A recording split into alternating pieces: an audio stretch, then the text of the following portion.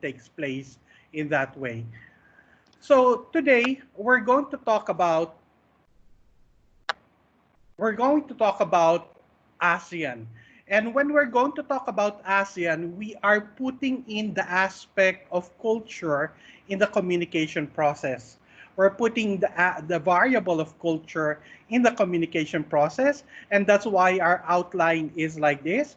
We'll talk about what is culture, what are cross-cultural attributes, and then how do we resolve conflicts given our culture in ASEAN. So what is the ASEAN way? And how do we resolve conflicts in the ASEAN region? Okay, so we have heard of the word culture a lot of times.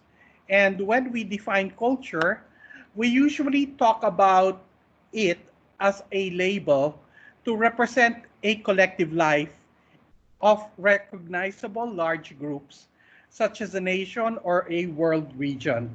So this is like the way of life of a large group of people. So a world region would be ASEAN. Okay, we know later I'll be discussing the different countries, but it is a world region, and therefore ASEAN being a world region has a way of doing things, has a collective life experience, and therefore has a culture. However, when we talk about culture, sometimes it means subcultures, meaning domestic, ethnic, or racial groups, or sometimes groups have mean about sociological groups, like along the lines of gender, sexual orientation, physical ability, and geographic areas. So the idea of groups has expanded. It's no longer territorial, but for today, we're talking about ASEAN, which is a world region.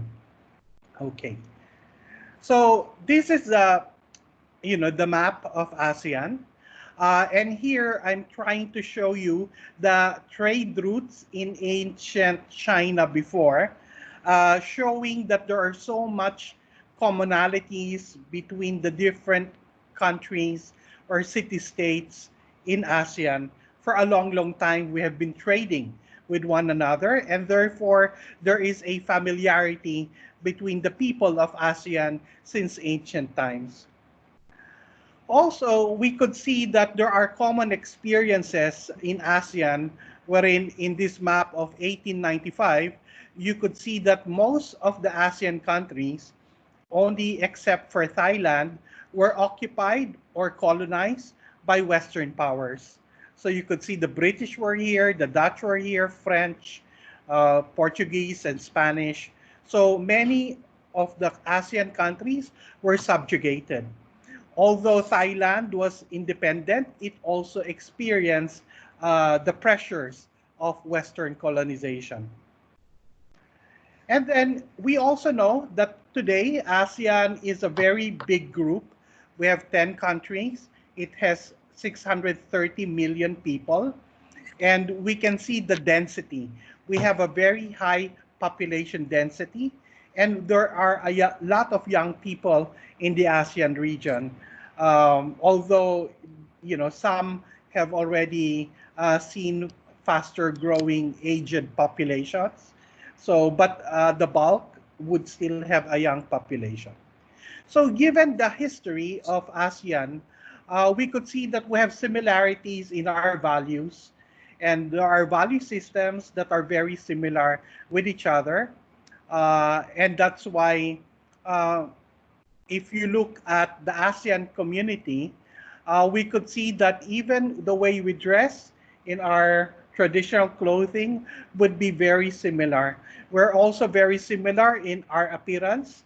And that's why when I was in Thailand before, many people thought I was a Thai person. Also, when I was in Indonesia, many people thought I was Indonesian. So you could see that we look very similar to each other in ASEAN. So now, now that we have established that this is a cultural group, so let us see how do we characterize this cultural group. So there are three ways of previous scholars in cross-cultural communication have been looking at cultural attributes of different sets of cultural groups, and they look at it in terms of individualism versus collectivism, high context versus low context, and then private versus public face construals. So let's talk about the first one, which is individualism or collectivism. So it's like, is ASEAN more of an individualistic society, or is ASEAN more of a collectivistic society? So let's try to look at this. So the dimension of individualism versus collectivism, this was popularized in the 1950s. Ferdinand Tönnies popularized it, a German sociologist. But the one who applied this in cultural research was Hofstede in 1980. And therefore, this has been one of the dimensions that are wherein they assess groups of people. Are they individualistic or collectivistic? So let's look at characteristics of individualistic cultures. So individualistic cultures are more focused on individuals. Their responsibility is more for themselves and their family. They have a lot of mobility, and then they keep their private and work life separate, and then they get pleasure from individual achievement. So they enter competitions, sports competitions, and if they win, then they receive a lot of pleasure from that. But when we talk about the collectivistic cultures, the focus is on the group. The responsibilities for the family and the extended family. It's more on employee commitment. And then the work and private lives are intermixed. And then we get pleasure from group achievement more than individual achievement. So you could see a different kind of mindset between these two groups of people. So those who belong to the collectivistic culture, we are more of a we society. Those in the individualistic cultures are more of the I society. If you're from the collectivistic culture, you care what other people say about you, and therefore you easily get hurt when you hear a comment from another person because you care really about what other people think. But if you're in the individualistic society, you couldn't care less what other people say. What's more important is what you say about yourself. And that's why it's more of an I society that we have here. So we have some examples below, wherein United States is more of the individualistic, Bangladesh is more in the collectivistic, but with a score of 20, not as collectivistic as Guatemala, which is getting a 6 score. Okay, and if we look at the world and we look at the individualistic versus collectivistic, the ones in the yellow are more of the individualistic culture. So you see this in North America, in the UK, and many parts of Europe. And then you see this also in Australia and New Zealand. So ASEAN will be more in the collectivistic culture. So there was a study done by Sheldon, and they were trying to pinpoint what countries in different countries, where do they belong in this collectivistic and individualistic dimension.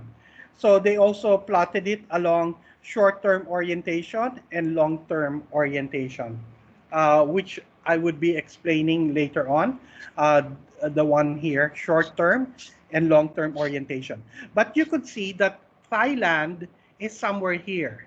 It's in the collectivistic dimension, short-term orientation. Very similar to the Philippines, also in that quadrant of collectivistic and short-term orientation. We would see other countries in ASEAN here under collectivism. Malaysia is here, sharing the same quadrant as the Philippines, Thailand. And then Vietnam is also in collectivism, but more in the long-term orientation. And as you move above, Indonesia is there and Singapore. But you see, all of them belong to the collectivism dimension. Only some difference whether it's a short-term orientation or a long-term orientation. Now, you would see the countries in the individualistic dimension. So you have Australia, US, Canada, New Zealand, Ireland, Denmark, UK, Sweden, Hungary. So you would see these countries being very individualistic. Okay. So more into the collectivistic individualism dimension. Last meeting, I heard Dr. Komalrat, she was saying that she was quite amused that in the United States, many people were complaining about wearing of masks and that it is very hard for them to be wearing masks. And you could see that, well, it has something to do with the culture. As we know, United States is more of an individualistic culture, and therefore, what they would be caring more about is what they have to say about it, more than what other people say about it. So even if they get criticized by others, it does not affect them so much. And therefore, if we look at television and we try to see what are the reasons why they don't want to wear their mask, then you would hear them say, well, because it will take away my freedom, it will take away the freedom that was given to me by the Constitution of my country, and I don't want to give up my freedom. So they would give reasons like that because in the collectivistic culture, freedom is so important. No, in the individualistic culture, freedom is so important. Okay, so looking back at it again, see, so the focus is on the individual, responsibilities for themselves and immediate family. Their work and life, private life are so separate, pleasure from individual achievement. Collectivistic culture, which is more of ASEAN, focus on the group. So we really care about what others say about us. Our responsibility is for our family, but also extended family. And you know, in ASEAN or in many Asian societies, extended families would also include people who you are not blood related to. Sometimes you call people your brother or your sister, even though they're not related to you by blood. And that's why our extended family really is so big. And then our work and private lives are so intermixed. And then when a group wins, you know, that's where we get our pleasure more than in individual achievement. So let's look at what we mean by long-term versus short-term orientation. So we mentioned a while ago, Indonesia, Singapore, um, Indonesia and Singapore are more in the long-term orientation. Philippines, Thailand, and Malaysia more of the short-term orientation. So long-term orientation means they have persistence, they're persevering, and then the society is quite have an ordering of relationship. So the relationship is by status, and they observe this order very strictly. They're quite thrifty, and they have a high sense of shame.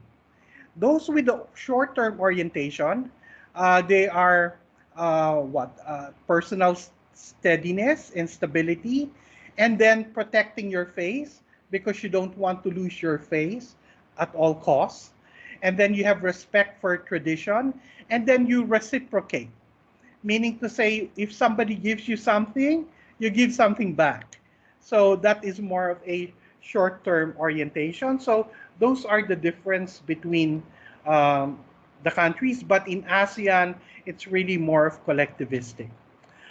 Okay, so let's move from that dimension of collectivistic and individualistic. Let's move towards another attribute, which is the low context or high context communication system. So Edward Hall, he was able to differentiate cultures along a continuum. So if he says you belong to a low context culture, this is a culture that is explicit, direct, and verbal. High context culture are more implicit, nonverbal, and indirect. Okay, so let's expound on this a little bit more. Okay, so examples of cultures that are lower context would be German, Swiss, Scandinavian, American English, Canadian, Spanish, Italian, French, or somewhere in the middle. But if you look at the high context, you would see the Japanese and Chinese, but also ASEAN will belong here. We're more of a high context culture. So let's try to know. If we say high context culture, when we communicate, it is less direct.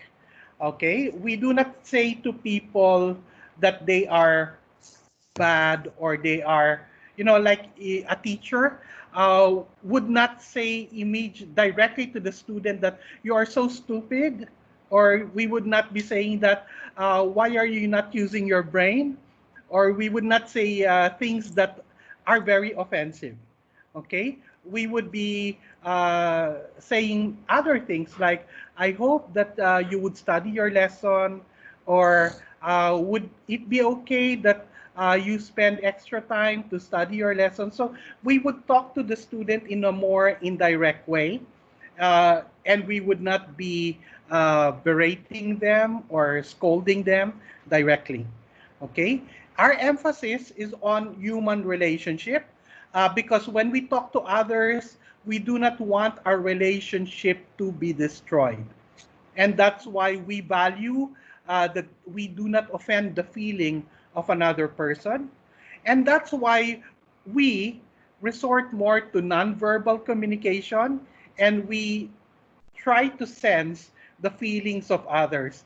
And that's why there's a lot of reading of nonverbals when we communicate with other people. We try to look at their posture, we try to look at their facial expression, we try to look at their eyes. So there's a lot of reading we give to nonverbals when we communicate to others. So that is the ASEAN way. Now, in a low context society, when they communicate, it's very specific, it's very detailed and precise. And that's why when they give instructions, it is, okay, this is what you need to do. Number one, number two, number three, number four. So they give very specific and precise and detailed instructions, and they do not leave it to chance.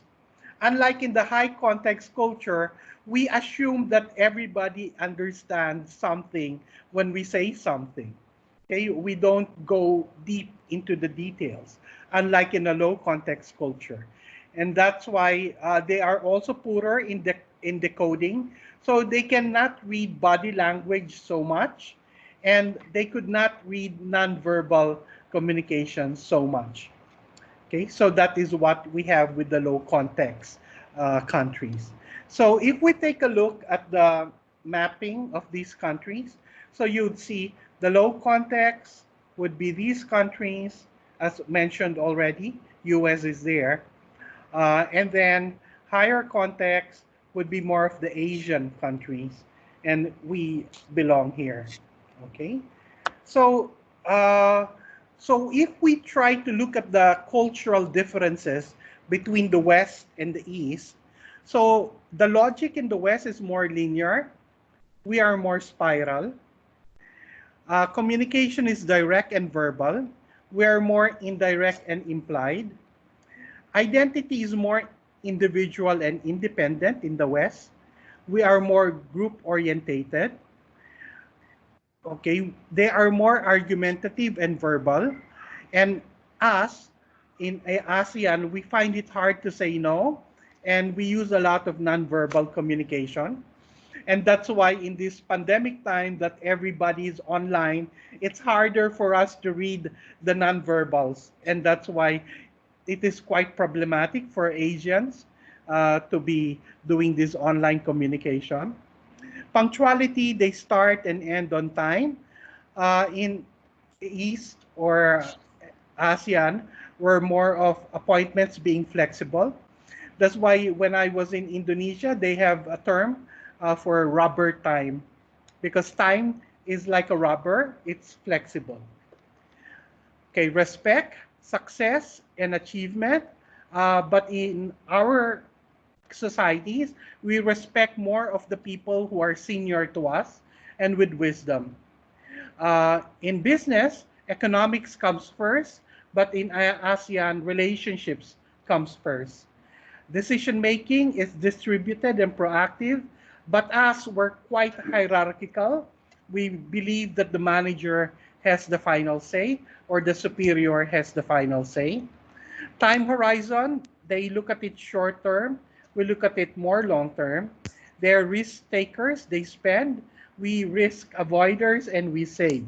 So we could see a different kind of cultural attribute between the West and the East that we have here. And therefore, we talked about the individual collectivistic society, and then we found out ASEAN is more collectivistic. And then we talked about the high and low context communication, and we found out that ASEAN is more high context. And these ideas or concepts were employed by Ting Tommy, Stella Ting Tommy, and Kurogi, and they tried to theorize about face work patterns and conflict management styles across culture. And I think this will be quite interesting because we're learning more about ourselves. So a while ago we were talking about in those with the short-term orientation, face is so important and we try to protect our face as much as possible. And countries in ASEAN that were identified as looking at face and protecting the face would be Thailand, Philippines, and Malaysia. So what is face? So face is actually a metaphor for the image we wish to portray to others. So this is the face that we are, or an image that we are showing to other people. So it is a claimed sense of interactional identity. So when we interact with others, we are showing, an image. Okay, that may not be how we feel inside, but that is what we are projecting outside to other people. And then we have different faces depending on who we are with. So, that is the face. So let's try to see. So according to Stella Tingtomi, we have a positive face and a negative face. So a positive face is our need to be liked, our need to be appreciated, our need to be admired. And we have a negative face. When we show the negative face, it means our need to act freely, to be uninhibited, to say whatever we want. Okay? But then, if we take a look, okay, at individualistic cultures and collectivistic cultures, what face do they usually show? So in individualistic cultures, they focus on negative face. Okay, so negative face, they want to act freely, uninhibited, say whatever they want. And that's why you would see all this in the United States and how they demonstrate their hatred for wearing masks. They say whatever they want. They're not inhibited. They act freely. Okay, but in collectivistic cultures, we focus on our positive face.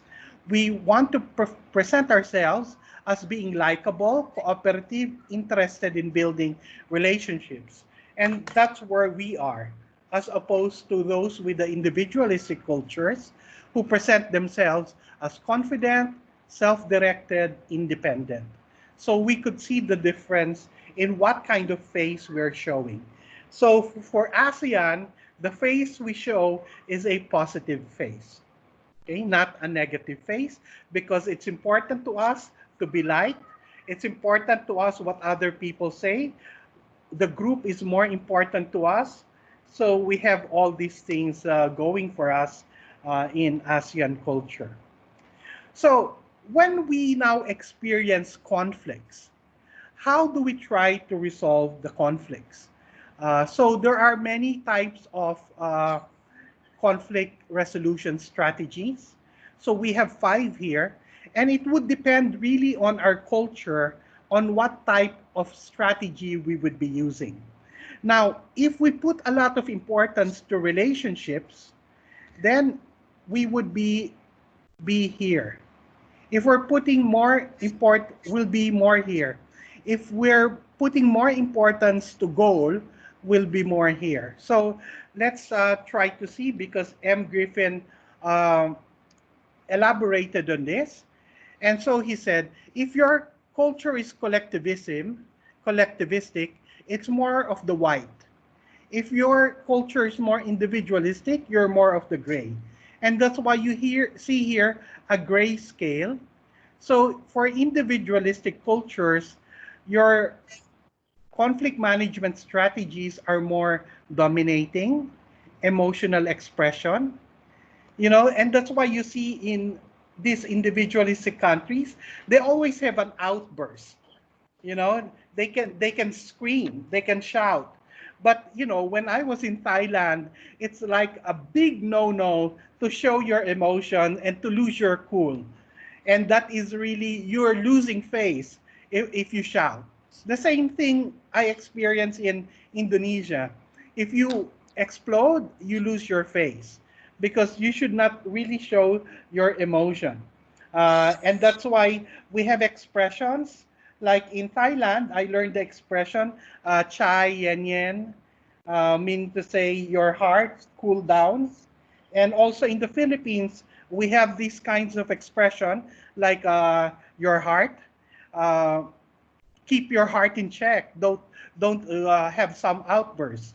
So we have these kinds, and they're also using passive aggression and some sort of third party help and integrating.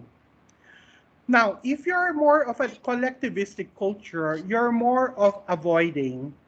You're more, avoiding. So avoiding means, instead of confronting your friend about something he or she has done, you better avoid that topic because you don't want to have a confrontation. Okay? So there are many things that you would choose not to talk about just to preserve the relationship. So for example, somebody borrowed money from you. Instead of asking the money back, you would rather avoid the topic. Okay? Others is obliging or accommodating. So in obliging or accommodating, it is saying to us that even if another person has done wrong to you, you just accept it, you just accommodate it, you oblige it. And that's why you just let that other person get away with it. Okay, so that is one way we do conflict strategies, management strategies. So sometimes if a person owes you money, you just don't ask the money back anymore. You just let the person do it. And that's why, there is some belief or some value that we have in our society wherein we just accept it. We cannot control what other people has done to us, and therefore we just keep quiet about it. So I've been looking at some literature, and I've heard this term in Thailand, mai pen rai, many times. It can mean many things. uh, on the surface, it just means it's okay. But if you can go deeper to it, it can also mean that you just accept what has happened. And I think you can discuss this later when we have the Q&A. And then compromising. We try to compromise with other people, like because we want to have a win-win situation wherein the other person wins. So because we care about the others, we don't want them to lose. So we also want everybody wins. But we also use third party help. So it's like, if I am mad at somebody, for us to get along, we use a third party. So we said, can you help us? so that we can have our relationship repaired, or so that we can settle our disputes or differences. So we do this also as part of our strategy. So, so we could see ASEAN would be more of these uh, cultures. So let's look at the ASEAN Way, because this is the Association of Southeast Asian Nations. We are 10 members, and of course, these 10 countries, although we are friendly to each other, sometimes there are disagreements or some disputes that we have among the members. And that's why ASEAN, as a regional bloc, they try to uh, take care of conflicts, or they try to manage conflicts by preventing, containing, and terminating disputes. So I've been reading a paper written by an Indonesian think tank, and they were saying that ASEAN as a group, we have been successful in preventing high-scale conflicts, although we have not been successful in ending conflicts. Okay, so at least in ASEAN, our conflicts do not go to the high-scale level. Okay, so if you look at the principles and policies of the member states, you would see that a lot of it is about avoiding strategy. Okay, we avoid talking about things that can hurt each other. So, and that's why you look at the principles: mutual respect for independence, territorial integrity, national identity, the right of every state to its national existence, free from external interference in internal affairs, non-interference in internal affairs. So really, we try to avoid. So for example, there's a conflict in Myanmar. We don't confront Myanmar. Okay, we don't interfere in their internal affairs. That is one. Those are the principles of ASEAN. And then we also have an accommodating and compromising strategy, wherein settlement of differences or dispute by peaceful means.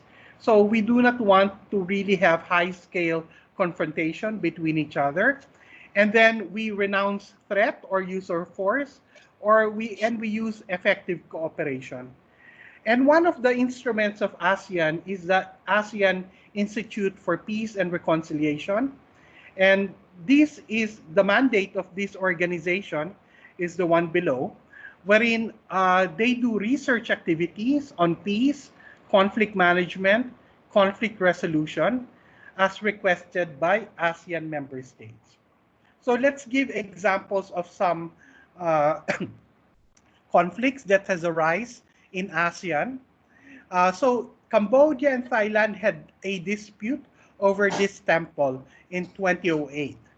Okay, when Thailand and Cambodia approached ASEAN, ASEAN said that Cambodia and Thailand should continue bilateral negotiations, meaning to say, we're hands off, you settle it among yourselves, okay, the two of you.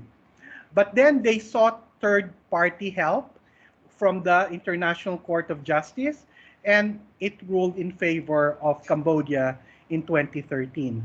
Although there is no termination of this conflict, but the confrontation has been contained between the two countries. The same thing happened with Indonesia and Malaysia, and they had a dispute over two islands, Pulau Sipadan and Pulau Legitan. And this was taken again to the International Court of Justice, and the court decided in favor of Malaysia. Okay, so again, a compromising strategy using third-party help.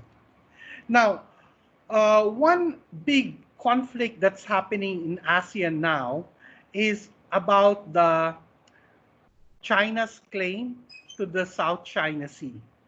Okay, so if I'll show you the map, the red map or the red dotted line is China's claim to the South China Sea.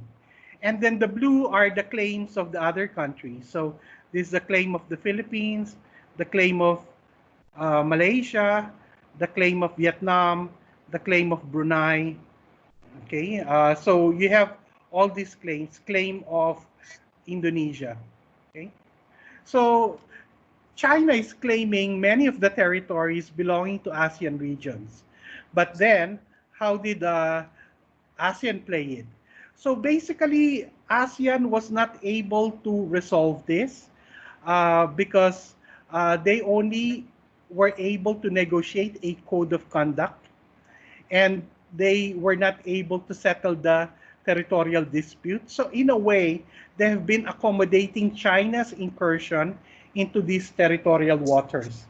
But what happened in July 2016, the Philippines sought a third-party approach to settle this issue by going to the International Permanent Court of Arbitration, and the Permanent Court of Arbitration uh, voted in favor of the Philippines, although China does not recognize it.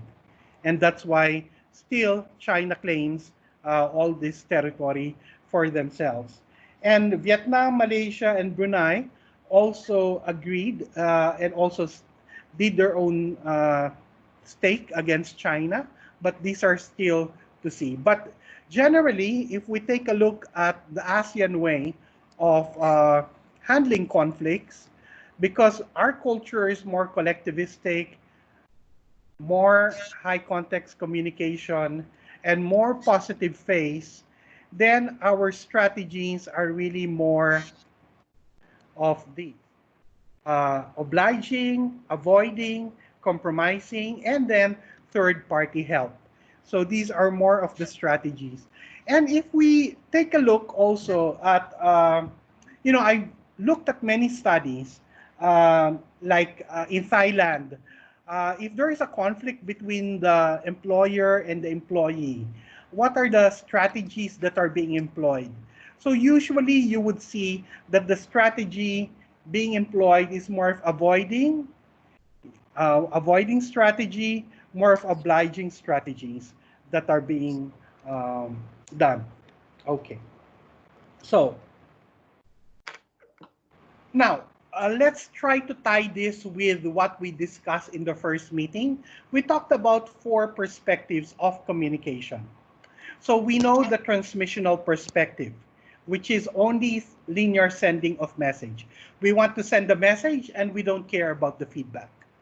Second is interactional, wherein we send the message to a receiver, then we get a feedback, but that is the end of the process of communication.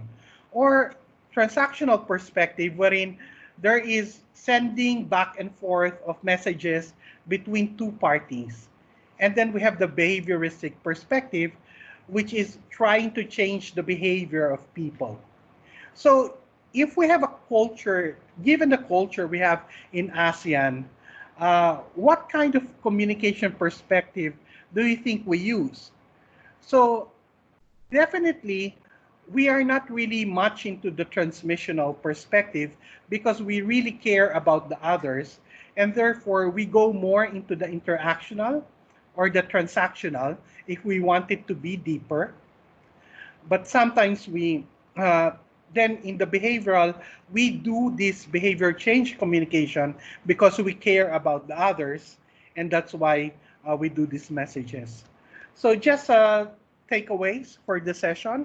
So culture or our way of life has a big impact on how a person communicates, okay? Because it affects the communication process. Whether we're collectivistic, individualistic, high context, low context, have a positive phase or a negative phase. And then ASEAN member countries have cultural similarities, okay, such as being collectivistic and high context and positive phase. ASEAN member countries put more premium in the positive phase, and when we do conflict resolution, we're more of avoiding, accommodating, and compromising with third-party help. And ASEAN has been successful in preventing the escalation of conflicts in the region due to its principles and its policies. So I will be ending my presentation here. Okay, thank you very much.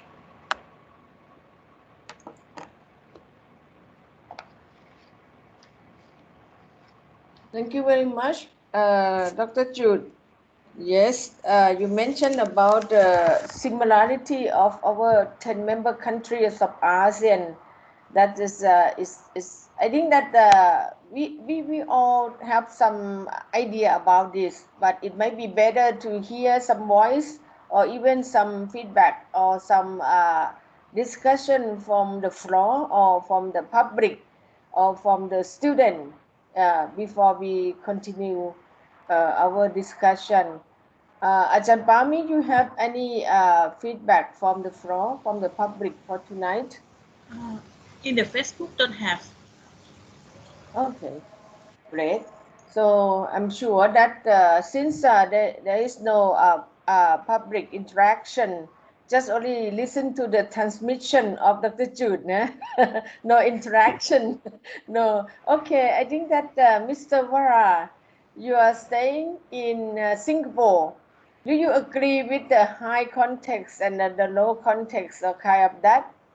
You might would like to share some idea. Welcome. Yeah, yes, I agree with Dr. Good that he says in the last slide. And I would like to ask him the question. In the ASEAN regions, we have different language. I mean, each country use individual language, and many people can speak English a little bit. So, how to enhance them to build a relationship with each other who speak different language? Thank you. Anyone hear me? The reception was not so good. Can you please repeat? Okay.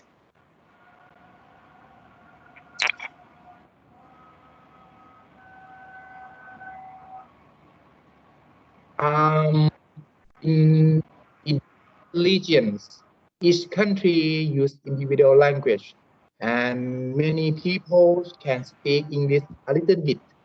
So, how to enhance them to build a relationship with each other who speaks different language?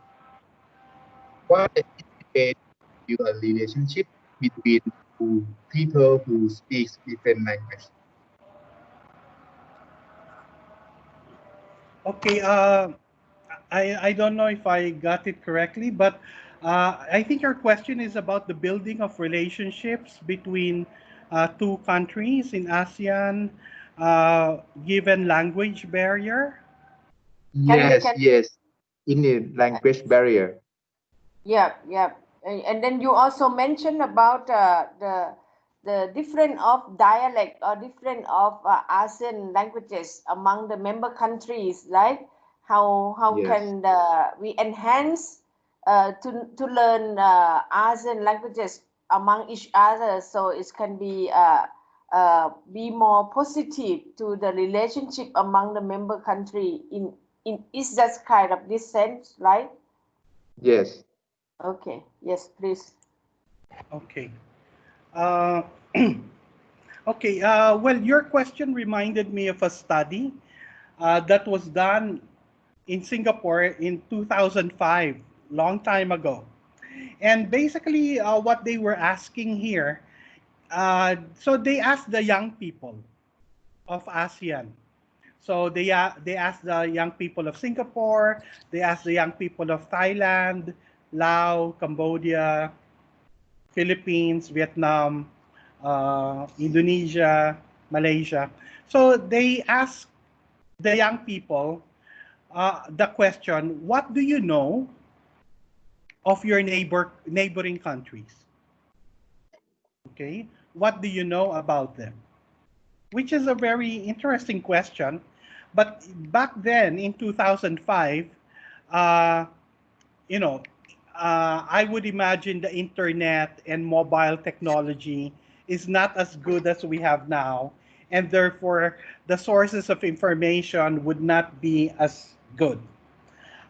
So what happened in that study is that they found out that Thailand, Myanmar, Cambodia, and Thailand, Cambodia, Laos, and Myanmar, they know each other pretty well. Okay? They know each other pretty well. So that's one cluster.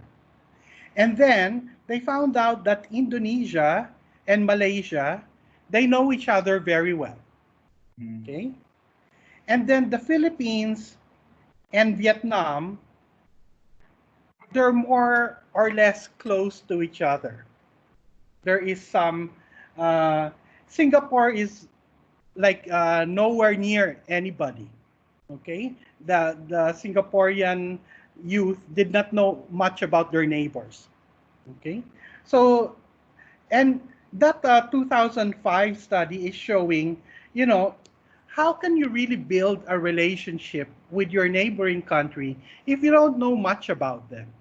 Okay? If you only have an impression about your neighboring country. And that's why uh, it is, yeah, language is a barrier, but it is really being mindful about who you are with that is important as well uh, to build relationship in ASEAN. But I think from 2005, and that's 15 years ago, to 2020, I think young people nowadays know their neighboring countries very well with all this TikTok and all this Facebooking and all this Skyping and all this Instagram. I think we are more cohesive now. And you could also see one good way to enhance relationship is really through cultural exchange. And that's why you would see many singers, dancers, going around from one country to another in ASEAN. And also you see now the movement towards a unified curriculum or unified standard of education, and then unified standard of work uh, and professionalism that's being required. So there is really this cohesiveness that's being built. Of course, when you talk to language, then English is the one being used now um, for ASEAN. And the younger generation, I think, are being taught this language so that the whole region can communicate with each other better. But, you know, we use nonverbals. Yeah. We read into the faces. So, you know, I survived Thailand reading into the faces, reading into the smiles, you know. So that is one way to do it. Yeah. Thank you. Thank you very much. So this is the reason why you mentioned about ใจเย็น Yes. ใจเย็นไม่เป็นไร yeah kind of Yes. that okay yes please Kun Koni, you have some idea to share.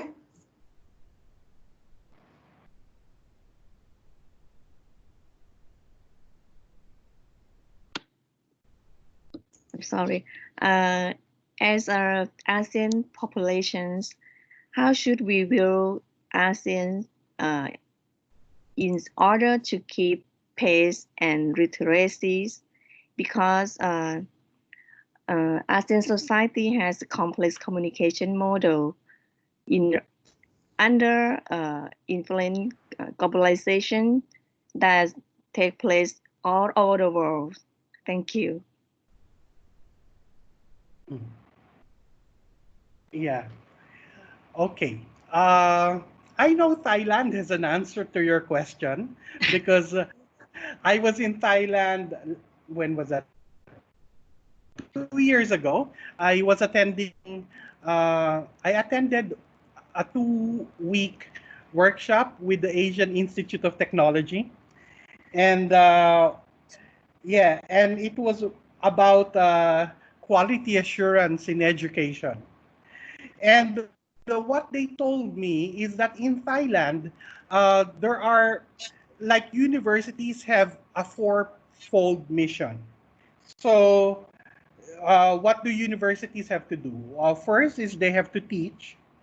Second, they have to do research. Third, they have to do outreach. And that is true for many universities in the world. They have these three.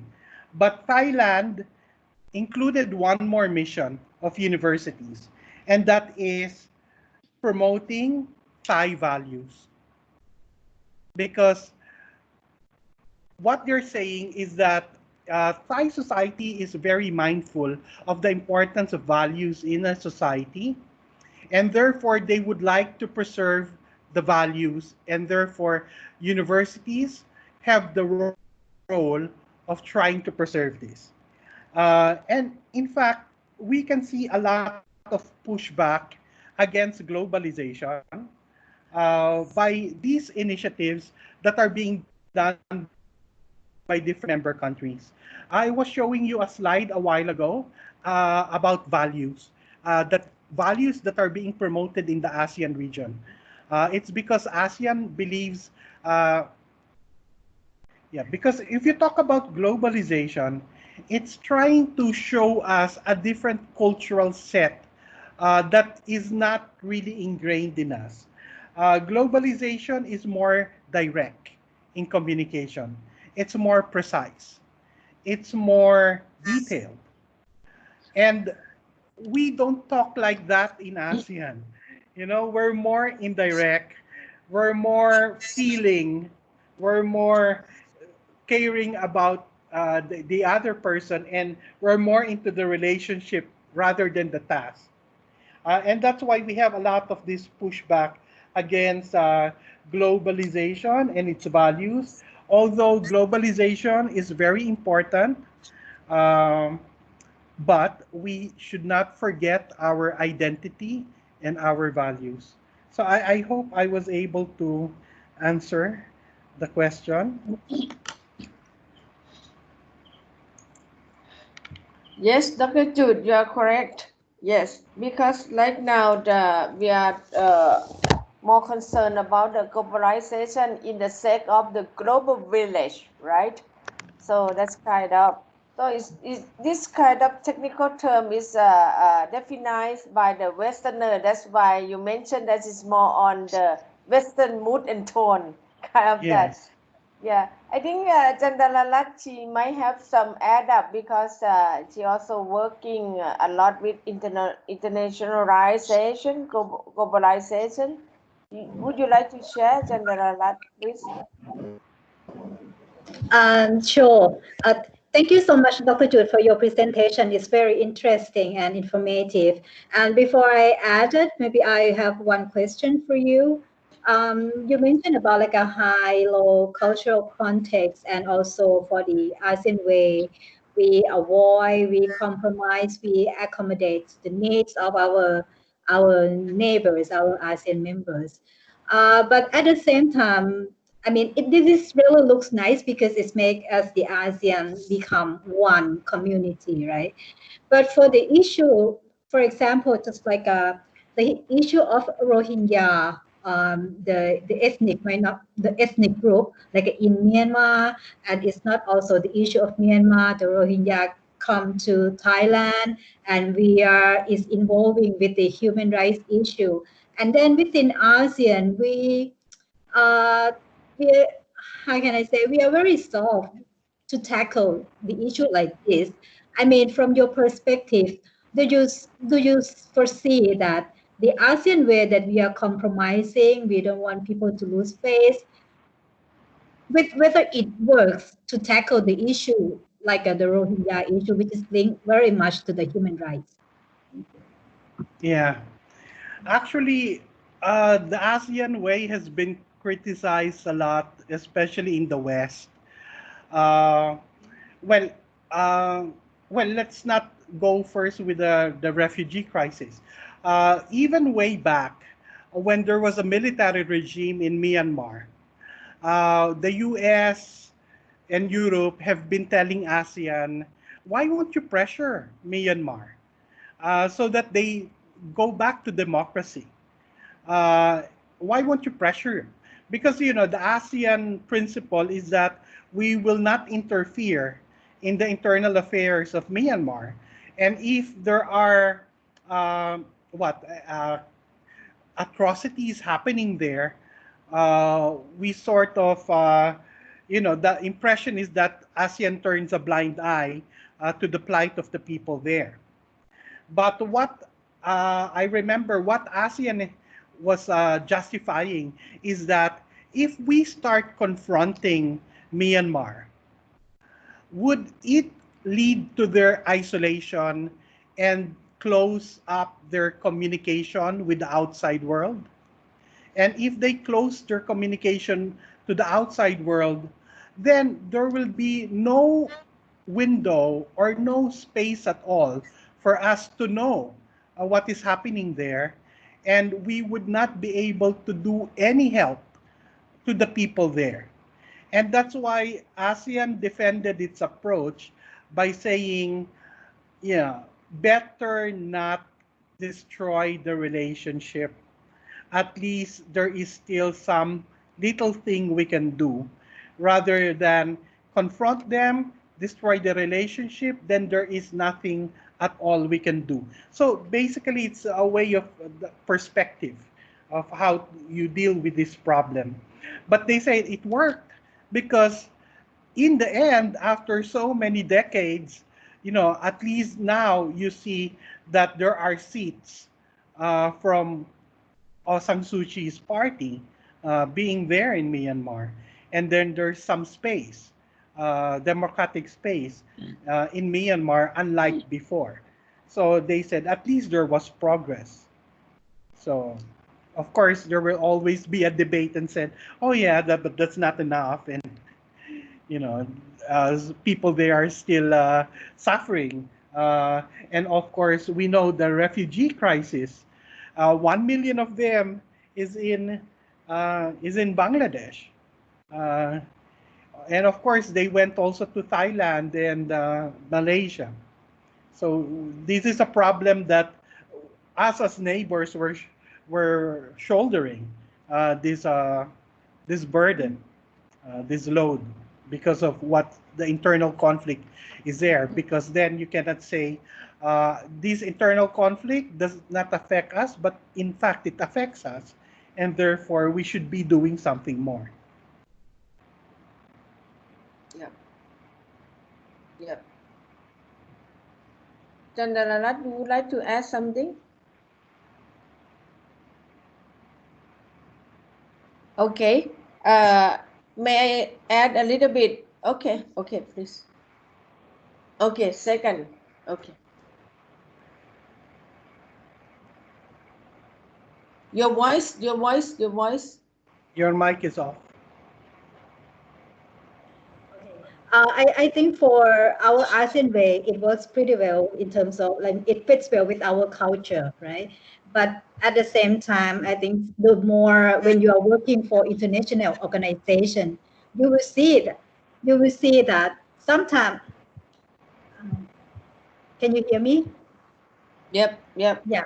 I mean, you will see that sometimes you have to speak frank. I mean, especially when you are not just within ASEAN community and you have to deal with the Western, I mean, the people from the Western countries. Sometimes we have to be really frank in order to make our points heard, and in order to make sure that the issue or the problem has been solved. So I think it's the way, it's just like you said earlier, like we have to know who we are talking to, right? Whether we should be compromised or we should be frank, be straight, and try to solve the problem. That's my experience. Yeah, that's true. That's why there's another theory covering what you say, is the communication accommodation theory. So it really depends who you are talking to and how you will adapt to that situation. Yeah. Since the phenomena of the population migration is come up to be, and especially about the growth of ICT is coming up to be the global village. So this is made up the kinds of the mix up of the population or globally. So that's why in the field of communication, arts and science, they create the new concept, right? Concept of international communication, cross-cultural communication, globalization, intercultural communication, that's kind of. So they try to train the new generation to know more each other about different culture to stay together in bilateral kind of that. So this is the I mean the phenomenon of the globalization also create the new theory of communication also, right?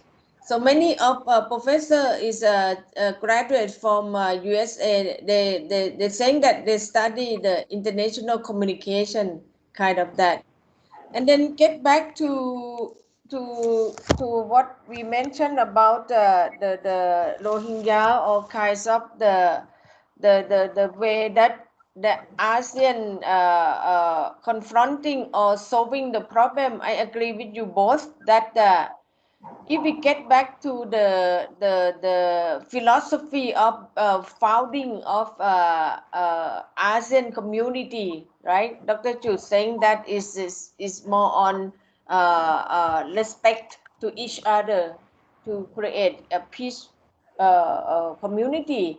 But if we study about the founding philosophy of the EU community, we will see that is quite a different philosophy kind of. So we just imagine that whatever problems create occurring in the EU community, or the members country will group together immediately and confronting to tackle the problem, right? But in ASEAN, we need the third parties kind of that. Kind of that. So this kind of situation is very interesting. So this is the reason why we need communication to deal with this kind of. But as Dr. Jude and you, Ajahn, you mentioned about, we need to be very strong in our identity, and then we can confront and collaborate kind of. So yeah, I think that is very good point. Yes, I think that we have more voice from Kun Suchat, right? Kun Suchat, you have some more voice to react with Dr. Jude, please. Yes, yes. Uh, I would like to know how cross-cultural communication assume a new dimension in the context of COVID-19 in ASEAN.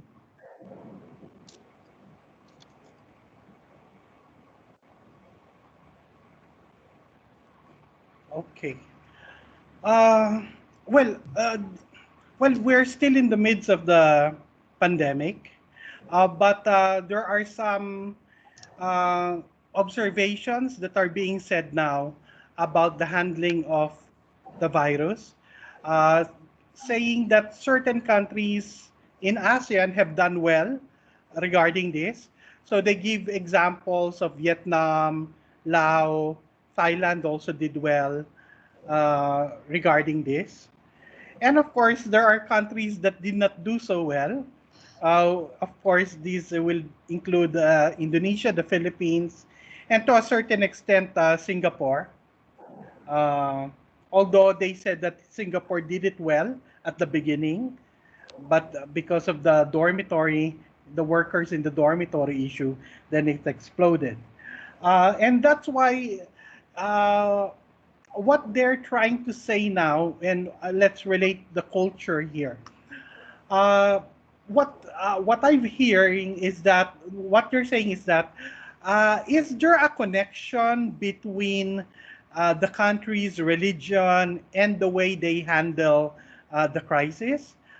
Because they said if you look at Vietnam, Laos, um, Thailand, they are more Buddhist. They more believe in these Buddhist values, and therefore does it have something to do with the handling rather than the Philippines or Indonesia, which are Muslim and Christian. So they're trying to see. But of course, these are still early stages, and we could not see anything that conclusive, because also one thing that other countries did, like Vietnam, is that they acted early. They acted early to contain the virus, as compared to Indonesia and the Philippines, which acted more late as compared to that. So, yes, acting early may also be cultural, because the concept of time is cultural. And in Indonesia, we know that, time, also in the Philippines, time is not so exact. So you could see that dimension. But actually, it is an interesting study to do uh, now.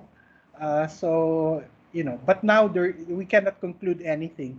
It's more of hypothesis, it's more of observations, questions. So this is still in the process of creating knowledge.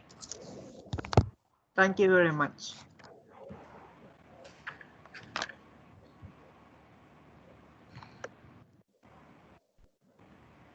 Any update from the Facebook Live, Ajahn Pami? So, yes, I think that for tonight we have a very clear point, especially Dr. Jude, that you shining the similarity of our region. Like we could be like you yourself being the Filipino, being the Bangladeshi, being the Indonesian, being Thai. So Ajandalalachi also being Laotian, being Indonesia, being Thai, being kind of that. So meaning that the similarity can be synergized to be the power of our own ASEAN kind of. So with the population of 600 millions of the globe, I think that and even the if we talk about the heritage in ASEAN, Chandalalat, you used to work with UNESCO. Have you? I forgot. I used to read the article of ASEAN that I know. I need to read the article of UNESCO that mentioned about the World Heritage, that doing some comparative study about the heritage among the region, and it seemed to be found out that ASEAN is one among the region of the globe that have a lot of heritage. Do you have some idea about that? Do you mean the world cultural heritage? Kind of that. Kind Yeah, of that. because they're also like the biodiversity heritage as well. Yeah, for the nature. Yeah, yeah, yeah. That is one among the outstanding point of ASEAN. So that's why we are counted as kitchen of the world, or kind of watershed area biodiversity that you mentioned. Yeah. So in Thailand, there is some agreement that try to force or try to move forward about making the new generation of Thai people, or even the ASEAN people under the ASEAN community, to have first very fluent in the official language of ASEAN, that can make our ASEAN can well communicating that in English. The second, their own ASEAN Bahasa. And the third, they should have one more ASEAN Bahasa, meaning that the languages can read to the culture, right? So if you know your neighboring country or other member country languages, so that can lead to know more details about their culture, their daily life, or others kind of that. So I don't know that Dr. Jude, in the Philippines, or even in Indonesia that you used to work, the support or what you call it, they force the new gen to learn other ASEAN languages or not? Well, in the Philippines, there the students are required to learn their mother tongue because you would see because the situation in the Philippines is different entirely from Indonesia.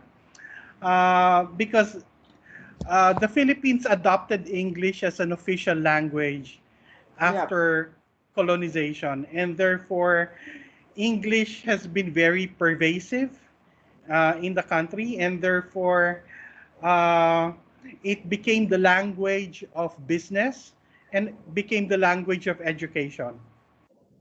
And therefore, what was threatened was not English. What was threatened was the mother tongue.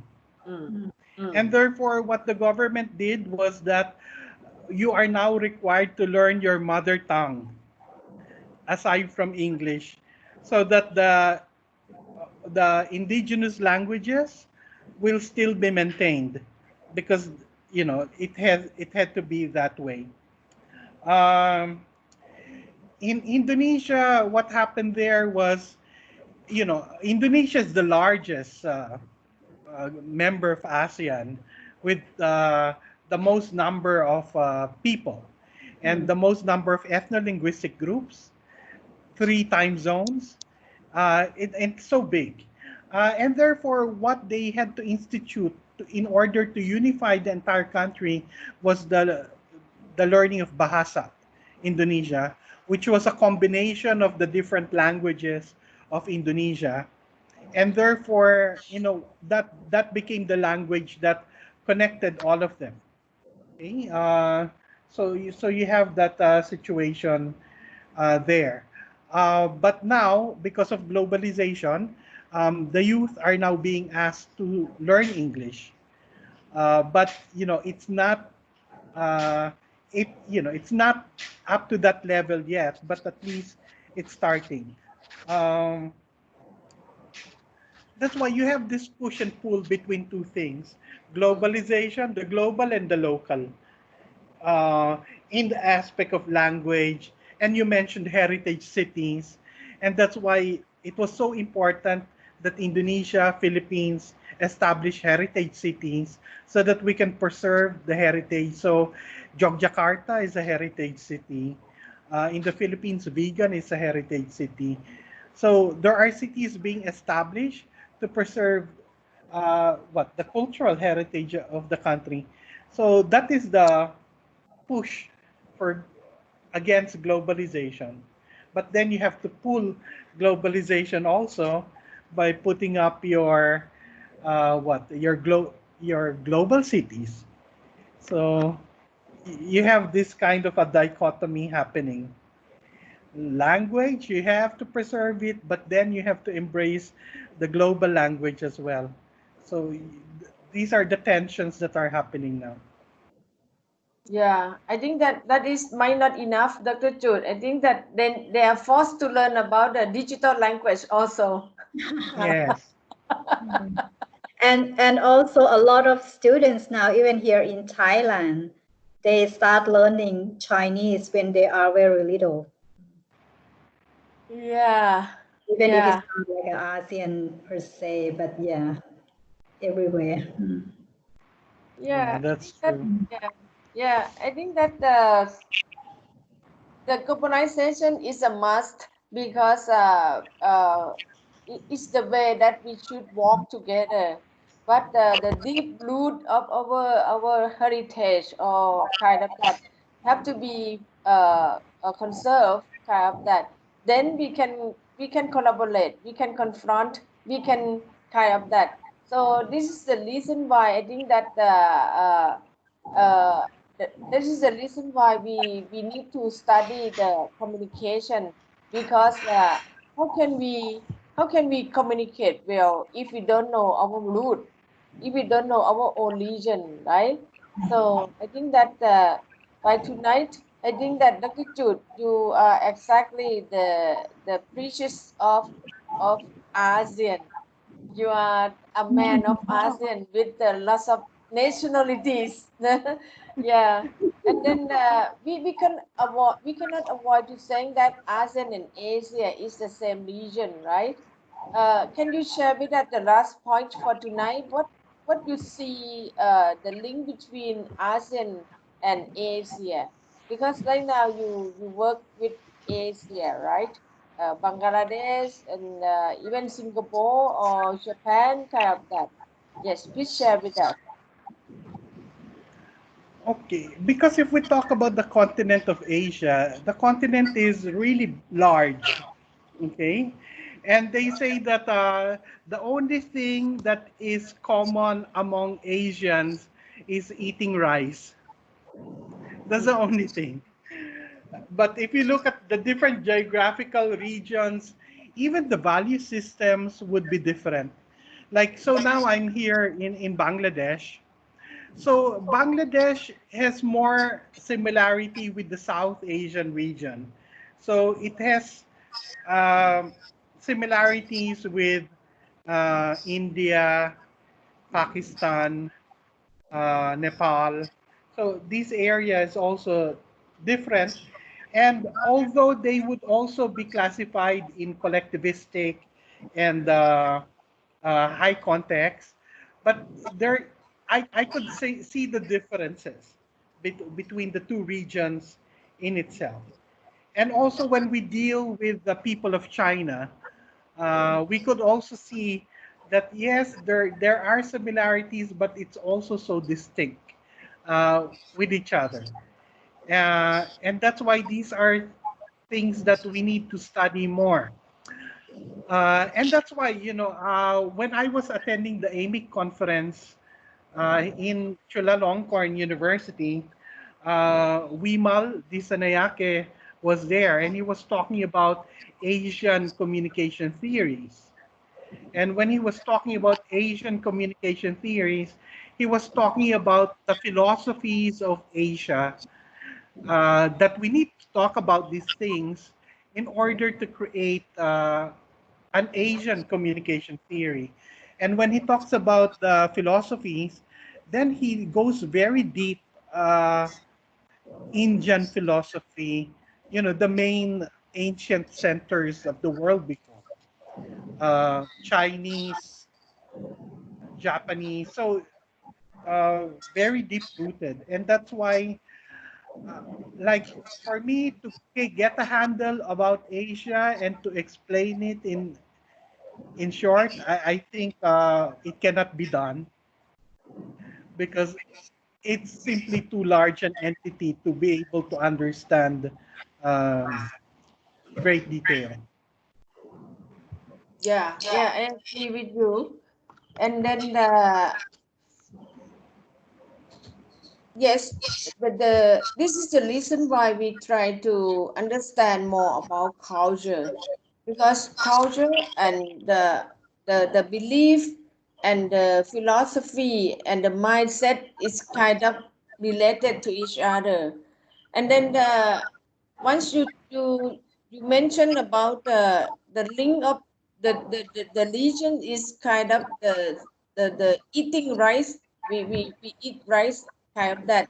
So it's make me link with the religion of people. For example, once we are I used to work in India for about a year, and then I found some similarity of mindset of the Indian people and Thai people, because we use the Buddhism mindset and then discuss to each other, kind of that. So meaning that and trying to say that the culture is very broad to be understand, kind of food, biodiversity, religion, heritage, languages, indigenous, ethnics, kind of that, politics, have that. So this is for tonight. I think that Dr. Jude has shining that how the uh, communication can convey the effective message of ASEAN to others, I mean, to the global village in a way that to be more mutual understanding, even though the individualism or collection ism or the high context or the low context. This kind of idea we need to study more in case. And then I used to see some study doing the comparative study between the EU community and the ASEAN community is found to be very interesting. So I think that it would be more value if our students can study about the philosophy of the founding of these two communities, so we can understand how they confronting or how they using communication to to to resolve any kinds of conflict, any kind of problem with them. So, Dr. Jude, the last word from you tonight, please. Again, please. The last word from you tonight, please. Well, you know what? When you were speaking, what stuck to my mind really is, you know, the 21st century skills that we all need to know, because we know that the world is now so complex, especially for the new generation. And one thing that really comes to mind is intercultural communication competence. We have to be competent in terms of culture. In the communication process, we have to be mindful about culture. We have to know the culture of the person we are dealing with to be able to communicate with them effectively. And that's why, going back again to the communication process, the sender, message channel, receiver. The sender and the receiver, they have their own cultures, they have their own religion, they have their own way of life, their all philosophy, belief systems, upbringing, and this is the culture that they're coming from. And therefore, to be able to effectively communicate with each other, you have to know where the person is coming from, the culture and the identity, and that is how you'll be competent. Without the competence, you will just be limited to perhaps your own country. But if you really want to have a career that crosses boundaries, national boundaries, then you have to be competent in terms of intercultural communication. Thank you.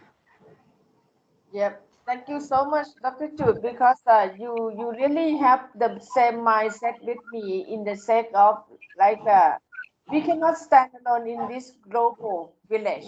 We need to understand the others. Along the way, we need to have the competency to communicate and then working along with the other nationality, kind of that. And then Ajahn Lalat, you also one among the guru in cross-cultural communication. Can we have some last word before we say thanks to you, please? Hmm. Thank you. I think culture is very sensitive. Even if we cannot speak the language, but body communication, the gesture, we can read that. It's just like I had like just one short example when I went to Myanmar into Rakhine state in the north of Myanmar. I could not speak the language, but I went with the flow. I mean, you had to be humble, and you know that there's a lot of sensitive issue there, whether the refugee or etc. So I think to be able to like understand and then blend yourself into that culture as much as possible before you start like saying something that you want to know, asking them question, but just try to understand them first. And I think the way that we smile, Asian people, when we smile, it helps a lot. So body language is one of the key that can help us understand each other. I mean, apart from like we start talking about whatever specific or technical issues. Yeah, that's great. Yeah. Yes. Yes, I do agree because I have also did a lot of error in kinds of cross culture. For example, that is very a shame to myself because I used to work in Malaysia, and then I'm the left-handed. You just imagine that. And then I eat with them, the Muslim people, and I use my left hand unintentionally. Left hand is very serious and appropriately kind of that. But I totally don't know kind of that. And then my Muslim friend saying that don't use your left hand, please, because we eat with hand, right? The way we eat, kind of that. So I think that beside from the languages, the religion, the politics, or kind of that, the contextualization in the overall is I think that is a must for us to learn from each other. And then the beauty of ASEAN community is very beautiful. The most important is human relationship. So ASEAN people is one among the region that we lead by the friendship base. So that's why we have our best friend tonight, Professor Dr. Jude, with us for tonight. That's proof the culture of ASEAN that friendship is everlasting and friendship is the power. So thank you so much, Dr. Jude, for your scholarly talk for tonight. Salamat po. ขอบคุณครับ so, Thank you so very much. Thank you. we hope to welcome you to Thailand again so soon, after the COVID gone. After the Take COVID. care. Take care. Okay, thank you. Salamat. Bye-bye. Yeah. Bye-bye. Okay, class. So right now, it's come up to our class for tonight. Yeah, tonight I'm a little bit tired because just back from the kampong. Kampong is a dialect word mean village. Village mean หมู่บ้านเพิ่งมาจากบ้านนอก you know บ้านนอก The best. Love it. province kind of that. So what is your insight for tonight after you have listened to Dr. Jude for tonight, please?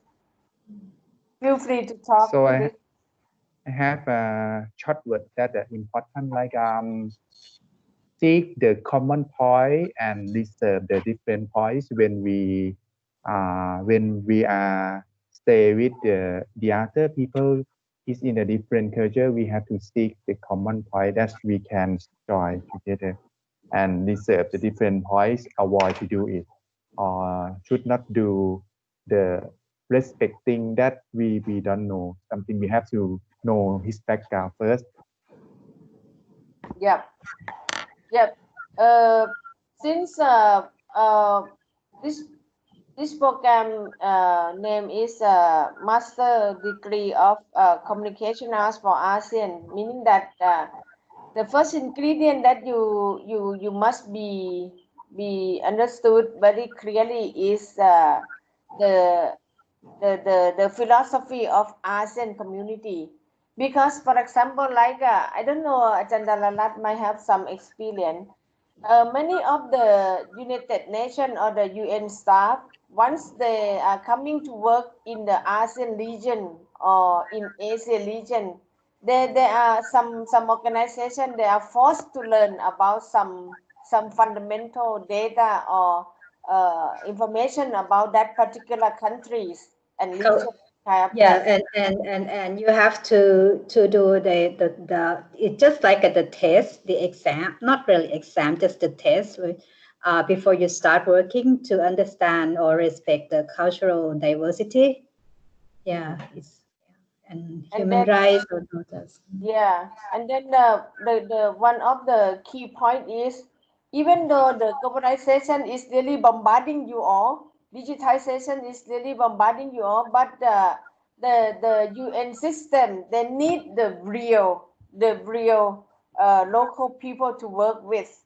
For example, like if they want to move on the kinds of biodiversity project in the region, they need the real Thai, they need the real ASEAN. So meaning that some of the Thai parents, they send their kid to the international school since the kindergarten, you know. And in that international school, some of them totally don't teach about Thai. They don't teach about the Thai history. They teach like some famous international school. They teach American history, you know. And then I got shocked because they never teach Thai history. For example, there is a joke that they ask the Thai baby, the kid, what is Pantai Norasing? And the kids say Pakapong or kind of that. So this kind of thing that is really dangerous to our country, meaning that even though the bombarding of the globalization or digitization, we have the same languages. They're saying that don't worry about anything. Just be sure that you know the digital languages, you know the AI, you know the kinds of coding. This kind of coding languages will be the global languages. For example, the advertiser use the AI, the marketer use the AI, everything, the justice, the policeman, the politician, they use the AI to analyze kind of that. For example, one big country right now, they use the algorithm or the big data of some particular country and analyze the politics, analyze the people lifestyle, analyze the property of some country. For example, one big country now, they use the AI and big data to analyze the land asset of Thailand. I got shocked, you know. They know that in, for example, Wang Nam Kieu, in which particular land that can be buy, that can be sold in Kanchanaburi, in Chiang Rai, Chiang Mai, in which land that they can uh, uh, uh, buy the land property, that kind of that, because they has created the big data, and then they're saying that they don't care for any kinds of English or any kinds of Thai Bahasa. They just care for they have the big data, and then they make use from that big data to to to process and any kinds of business transaction. And then Kunwala and three of you used to discuss, saying that I forgot. Oh, I forgot to saying that. Yeah, you mentioned about what will happen if the robotic or the AI will replace the human being, right? This topic used to be mentioned. So this is the concept of the West and some big country then saying that AI will replace everything. So no need for culture, no need for human being, no need for anything. We will use AI for that. Do you agree for that? I don't know. For example, Kun Suchat, you are the translator by your own professional, right? You are the translator, you accept the translation work. Yes. Is that effect to you, to your work? A little bit, because Google Translate cannot translate everything. Yes. Yeah, kind of that. There is an error in that program. So a lot of customer have to hire me. Yeah, kind of that, because the Google Translation, they don't know the culture, you know. Yes. So this is a big gap, that AI, but they try to make it I don't know. They try to make it. And then I think that in the last 10 years is kind of occurring the kinds of globalization in the entering of the 21st century. People move around globally, and then this is the reason why they are trying to create the cross cultural communication, kind of that intercultural communication. So meaning that I think that right now there's many people study about intercultural communication. That's okay, because the main ingredient of this kind of thing is communication. Communication theory that Dr. Jude or many theories saying that yes, you have to know the evolution, vivattanaการ, evolution of communication. It starts from transmission and then come up to be interaction, participation, kind of that. So meaning that the fundamental theories of communication must be there as always. It must be there as always, but it's you need to top skill or add more segment into what you are going to talking about. For example, like you saying that communication as for ASEAN. Yes, you need to know first communication, right? And then the other important ingredient is you need to know about ASEAN, kind of that. And then once we talk about ASEAN, it's exactly very wide, very broad. So that's why we need to start up with the master plan of communication, master plan of communication for ASEAN. Yes, because you cannot study everything. For example, like in the ASEAN studies. ASEAN Study Master Program of Naleson University even in Singapore University, the program is ASEAN Studies. They study everything about ASEAN, but our program priority is communication study. Communication study to use it to facilitate ASEAN issue. Ajahn Dalarat, please. Yeah, I'm so sorry. I have to leave. I mean, I have to answer a call from my boss because we are preparing a meeting tomorrow. If you don't mind. Yeah. Yeah. So I think that Chandranath, thank you so much for tonight. And then I think that for tonight it will be just I think it will be a short conversation for tonight because as I promised last week that I will do some wrap up about the exam, but I cannot make it. Sorry to saying that because a lot of obstacle. So I think that by tonight it might be. I will let you go first, and then I will talk a bit with them, and then you can do your work. Yeah, and we can still communicate via line and etc. Yeah. Thank you so much, and good night, all. Have fun. Yeah. Enjoy your work. Enjoy your work. Bye. Thank you. Take care of yourself well. Thank you. Yeah. She worked very hard. Yeah. Yeah. And then Connie, you look very serious tonight too, right? Huh? Lots of work, right? Me too, because right now in the university system, we need to do a lot of publication. And then I got a class with Connie in publication. It's really a must.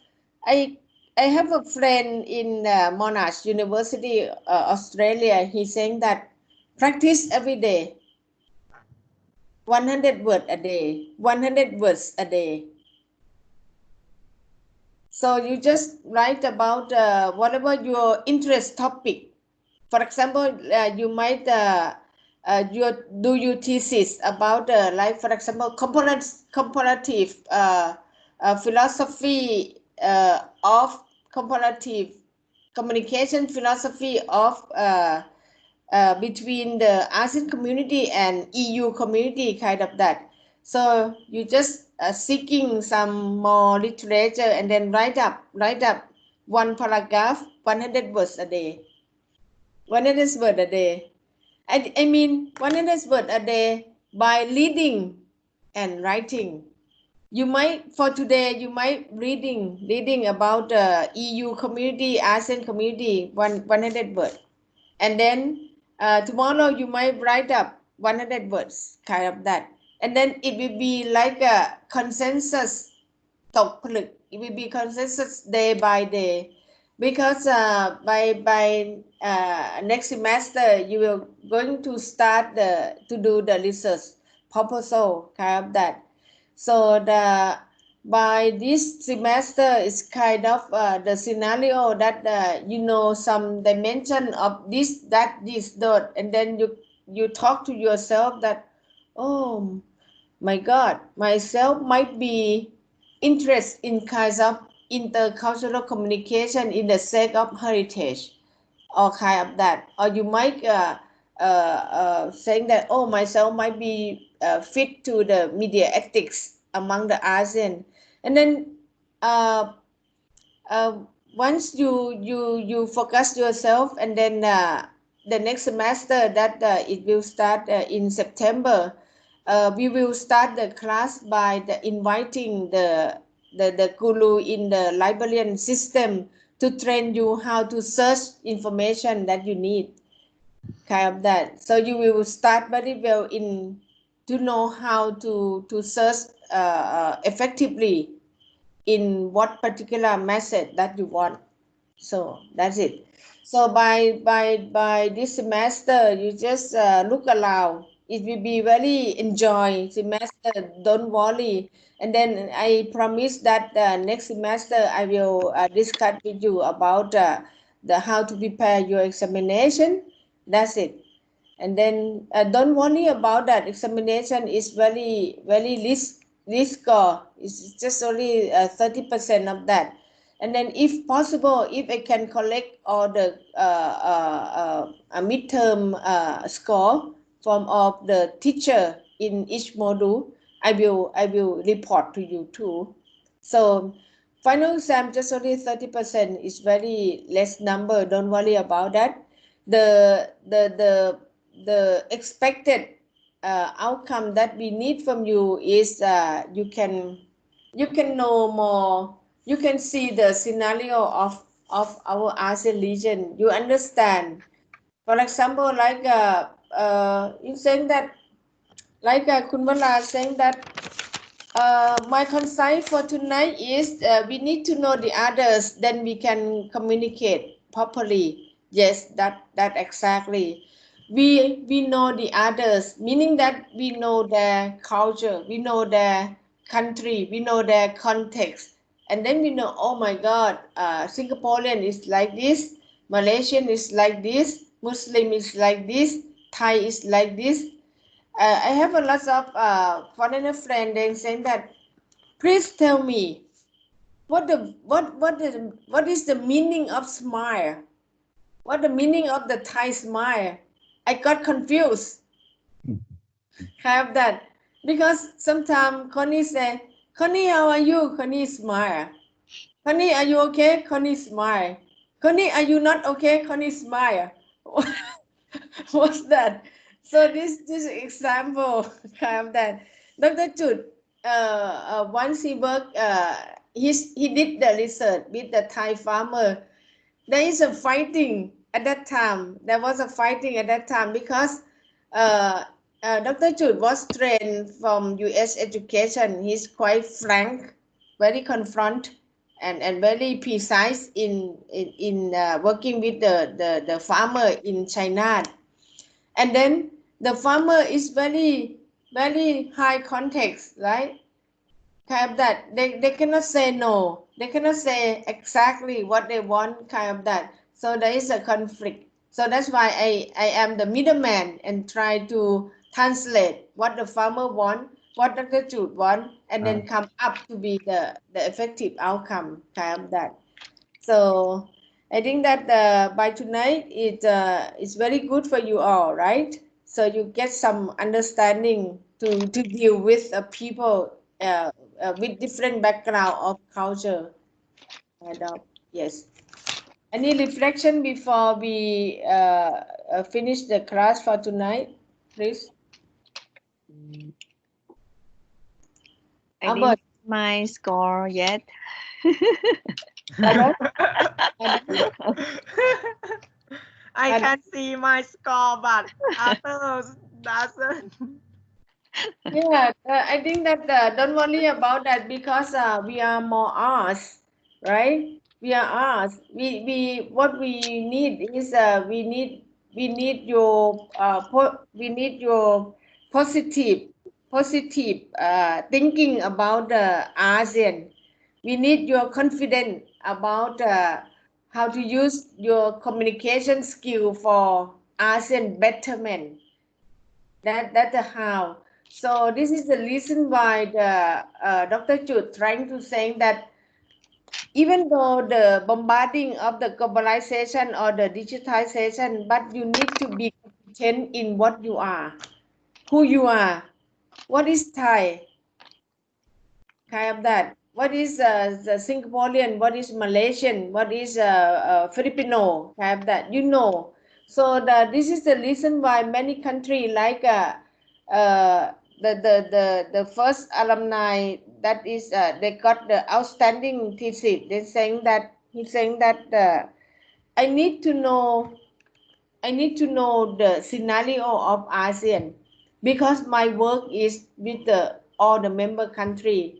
But the second student saying that she need to know only about Myanmar because she is in Chumpon. She work with the Myanmar laborers along the Myanmar border and Thai in Chumpon province, kind of that. So I think that thinking about yourself, what you are going to dig deep in each particular topic, and then that's it. That's it. Yes, that's a how. Don't worry much, Connie. You look very, you look very worried about that. Huh? Okay. So, what else that you would like to share for tonight? No more. No. Okay, great. So tonight I would like to say thanks to you all, and then see you next Sunday. Bye bye. Bye bye. Bye. Thank you so much. สวัสดี Swadika. ครับ Thank you, sir.